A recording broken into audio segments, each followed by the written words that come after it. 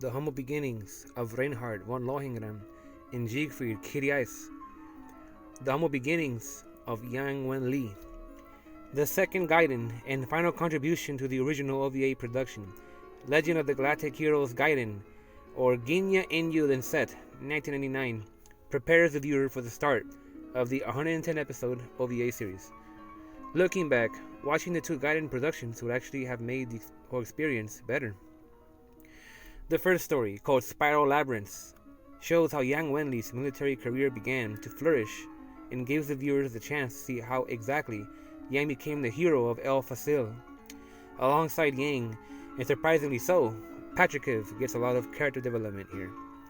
As a result, it's fascinating to see how similar these two heroes are. Yang Wen-li has a mind that is superior in tactics that is guided by his deep analysis of mankind's history.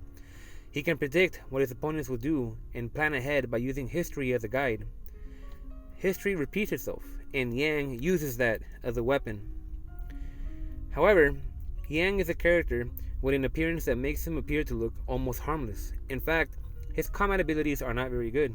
He's sloppy, dirty, doesn't take very good care of himself, and has complicated social skills. No one is perfect, but Yang makes this a great reminder for the viewer. But they will come to accept Yang's flaws as it is a basic understanding of human relationships. On the other hand, his tactical genius puts him above and makes him undefeatable in combat.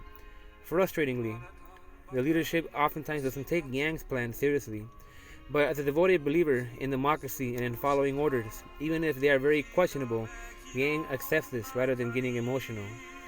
After becoming the hero of El Facil and helping all those lives escape successfully, Yang achieves celebrity status. But to him, it's irrelevant.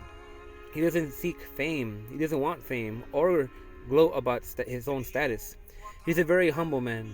He sees the absurdity of the attention, such as when a Bachelor show tries to get him on to talk on television. As a result of all this, Yang spends much time during these early years staying at home and being alone.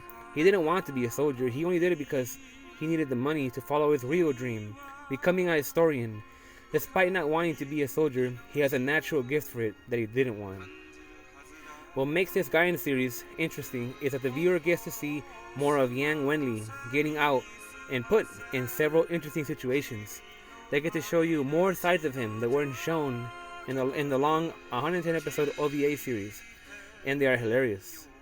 Yang isn't a man fazed much by dangerous situations, and can be a smug smart aleck at times, even if his punching bag is holding a gun to his face.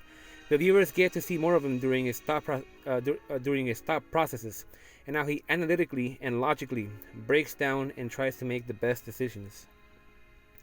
After hiding from the world and doing very little military work, Yang is eventually put onto a strange case involving the late Bruce Ashby. It's a story of the 730 Mafia, a group of admirals from long ago who used to be the core of the Free Planet Alliance's military force. Yang will come to see the conspiracy, the interpretations, the contradictions, and the twists and turns this leads to. Reinhard and Kiriais are the focus of the rest of the side stories. There is a lot to appreciate and marvel over here. The viewers will see a lot of wholesome and touching scenes of these two best friends. It moves me to tears, that kind of special bond these two have. In the first story, Reinhard and Kiriais are just starting their military careers.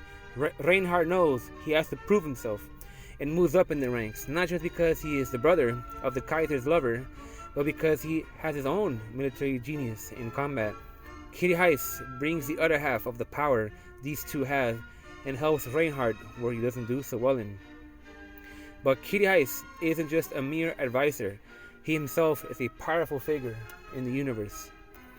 Reinhard tends to get very emotional at times and is also reckless in dangerous situations. He wants power. He wants to rid the Galactic Empire of its decadent, corrupted, wicked, cowardly, and parasitic leadership, the nobles. He gets angry seeing all the ridiculousness of these old men, but Kiriais reminds him to just be patient and stay level-headed. That power will come.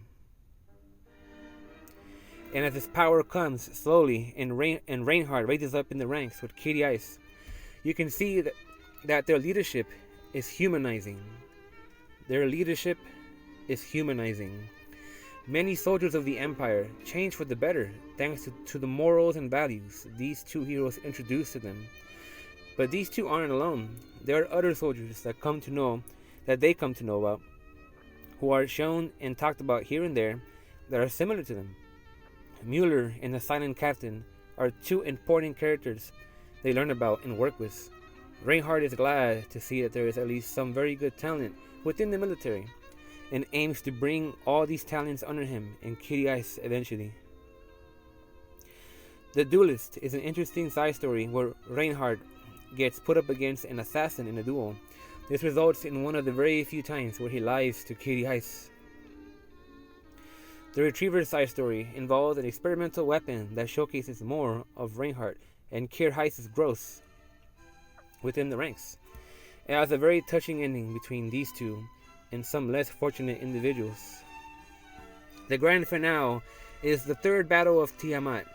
Reinhardt finally achieves a significant rank here, and the viewer gets to see his experimental and beautiful flagship, Brunhilde, for the first time.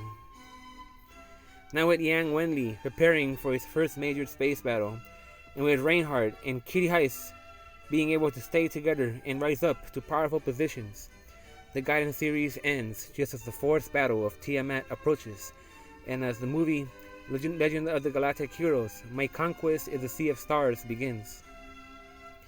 These two Gaiden series are essential viewing, and as I said earlier, I would watch these first before the OVA series and movies, if I was aware back then. This was a very enjoyable experience, and the last I had left of this era of Legend of the Galactic Heroes. There is one questionable release left I have to look at eventually, but next is my conquest of the currently airing readaptation series, which I'm starting today, at least watching. And it was very enjoyable. I don't know if anything can ever be on the same level as this series. It's something really special that I wish more people could appreciate. And on that note, and in conclusion, thank you for listening.